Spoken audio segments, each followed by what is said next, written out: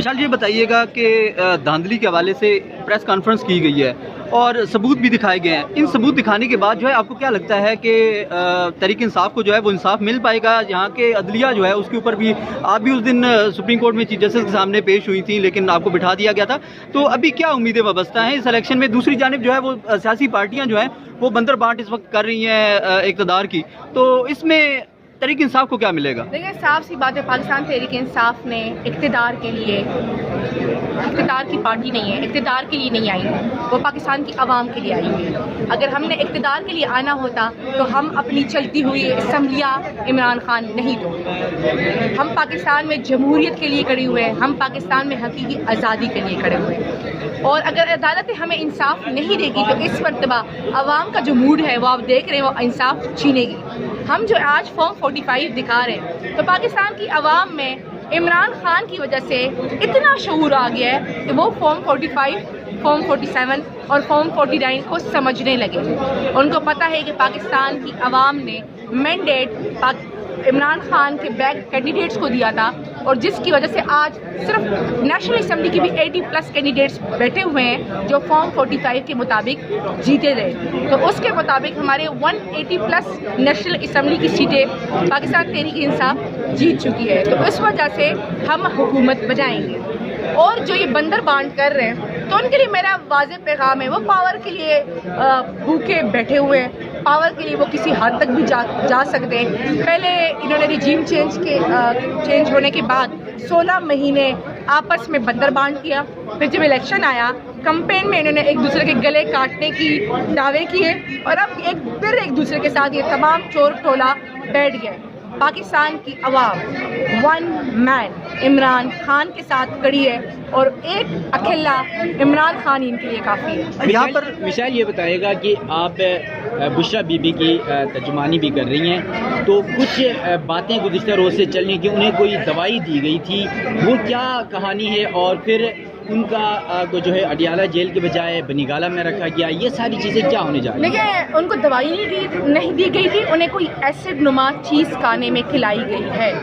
पिछले 6 दिन पहले उन्होंने मुझे इन्फॉर्म किया कि उनका रोज़ा था उस दिन। उन्होंने कहा अफ्तारी में मुझे कुछ ऐसा खाना था कि स्टार्ट में मुझे लगा कि मुझे तंग करने के लिए इन्होंने मिर्चें बहुत ज़्यादा डाली। तो उन्होंने कहा कि ये शायद चाहते हैं कि मैं ये खाना नहीं खा पाऊँगी, तो मैंने वो खाना खा लिया। और उसके बाद उन्होंने कहा कि मैं मगरिब की नमाज के लिए सजदे में झुकी तो मेरी आंखों और नाक से पानी बहना शुरू हुआ और मेरे पेट में शदीद दर्द था और बहुत ज़्यादा जलन हुई। उसके बाद वो कह रही थी कि मेरे मुंह और गले में शायद चाले आए हुए हैं जिसकी वजह से वो कुछ खा नहीं पा रही पिछले 6 दिनों से, और वो टोस्ट या जो बन थे उनके पास वो पानी या चाय में डबो के खा रही है। ये उनकी सेहत के बारे में मैं इन्फॉर्म करना चाहती हूँ क्योंकि इससे पहले उन्हें ना कोई बीमारी है, ना वो शुगर बीपी तक की कोई बीमारी उन्हें नहीं है, लेकिन उनके साथ ये सलूक रवा रखा जा रहा है ताकि उनको तोड़ा जा सके या उनके ज़रिए इमरान खान को तकलीफ पहुंचाई जा सके। उन्होंने मुझे कहा कि कौम को बताए कि मेरे साथ ये सलूक कर रहे हैं, लेकिन मैं ना डरूंगी, ना झुकूंगी और ना ही इनकी किसी प्रेशर में आऊँगी। उन्होंने कहा मैं इमरान खान की ताकत बनूंगी, ये चाहे मुझे सारी उम्र इस जेल में रखें। इन्होंने मेरे साथ हर हद तक गए, इन्होंने मेरी इज्जत तक, जो इज्जत केस का फैसला है उसको ख़राब करने की कोशिश की, मेरी रेपुटेशन को ख़राब करने की कोशिश की। उन्होंने कहा मैं हैरान हूँ कि पाकिस्तान की या दुनिया के उलमाए कराम या मौलवी हजरात क्यों चुप है, उन्हें किस बात का डर है? वो अल्लाह की पकड़ से डर नहीं रहे कि उनके सामने अल्लाह ताला का वो फैसला जो कुरान में है और शरीयत की पामाली हुई है, फिर भी वो खामोश है। उन्होंने कहा पाकिस्तान का वकार और जो गरीबों का दर्द रखता है इमरान खान, उसको जेल में रखा गया है, और जो टोला है चोर टोला जिन्होंने इस मुल्क की बुनियादें तक खोखली कर दी है, उनको वापस मुसल्लत किया जा रहा है। उन्होंने कहा ये लोग ये कर रहे हैं, मुझे नहीं लगता वो पाकिस्तान के साथ। विशाल, ये बताइएगा, आप डील की बातें हो रही हैं, खान साहब को तोड़ने के लिए बुशरा बीबी को इस्तेमाल किया जा रहा है, उनकी बहनों को इस्तेमाल करने की कोशिश की जा रही है। बुशरा बीबी को ऐसी कोई ऑफर हुई, किसने की, वो नाम भी नहीं बता रही, आपको शायद नाम बता दिया हो یہ آفرز کون کے کس طرح کی آفرز ہو رہی ہیں؟ دیکھیے بی بی صاحبہ کو سٹارٹنگ میں جب اٹک جیل میں خان صاحب تھے تو میسج کنوے ہوا تھا اور وہ میسج سننا نہیں چاہتی تھی. دیکھیے کسی اور بندے کے تھرو کنوے ہوا تھا اور وہ میسج نہیں سننا چاہتی تھی تو ان سے کیا گیا کہ کیا آپ کو اپنے میاں اور پاکستان کی فکر نہیں ہے, ان کی زندگی کی فکر نہیں ہے. تو اس وجہ سے پھر انہوں نے وہ میسج سنا اور اس کے بعد جو میسج تھا وہ تو خان صاحب نے پوری قوم کو خود بتایا کہ ان کو کہا گیا کہ آپ 3 سال سے سیاست سے کنارہ کش ہو, بنی گالا رہیں اور آپ اپنے نام 3 نام آپ کو دیے جائیں گے, اس میں ایک بندہ نامینیٹ کرے اور عوام کو یہ تاثر دے کہ یہ آپ کا کینڈیڈیٹ ہے. تو یہ ساری باتیں تھی. دیکھیں ڈیل تو اگر ہونی ہوتی تو یہ حالت کرتے, ڈیل اگر ہونی ہوتی تو خان صاحب 6-7 مہینے جیل میں گزارتے.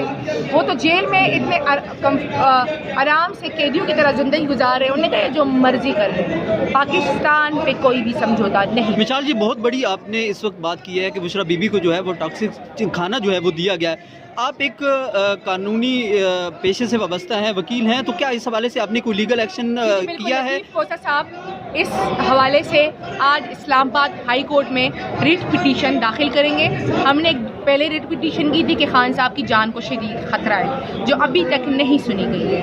اب ہم اسی کے ساتھ کلب ایک دوسری ریٹ پٹیشن کر رہے ہیں اور عدالت کو انفارم کریں گے کہ ان کے ساتھ جو ہوا ہے اور ابھی بھی ان کی جان کو شدید خطرہ ہے. اس کے علاوہ ہم نے ایک دوسری ریٹ پٹیشن کی ہوئی جو 22 تاریخ کو لگی ہوئی ہے, جس میں ہم نے کہا گیا ہے کہ آپ بشرا بی بی صاحبہ کو اڈیالہ جیل شفٹ کریں اور آپ اپنی یہ مہربانیاں ختم کریں. اور ہمیں آپ کی مہربانیاں نہیں چاہیے. اگر آپ نے کوئی مہربانی کرنی ہے تو پاکستان میں میرٹ پہ فیصلے کریں, عوام کی سنیں, پاکستان پہ رحم کریں, پاکستان کی عوام پہ رحم. بہت شکریہ. سپریم کورٹ کے حوالے سے سوال, آخری سوال کا جواب دیجیے گا کہ ایک طرف جو ہے پاکستان تحریک انصاف یہاں پر 45 فارم لے کر داندلی کا رونا رو رہی ہے, لیکن دوسری جانب آپ کے آزاد امیدوار توڑے جا رہے ہیں, ان پر توجہ کیوں نہیں دی جا رہی؟ دیکھیے صاف سی بات ہے, اس مرتبہ خان صاحب تو اندر ہے, صحیح ہے. خان صاحب کے جو بیک کینڈیڈیٹ تھے عوام نے ان کو ووٹ دیا.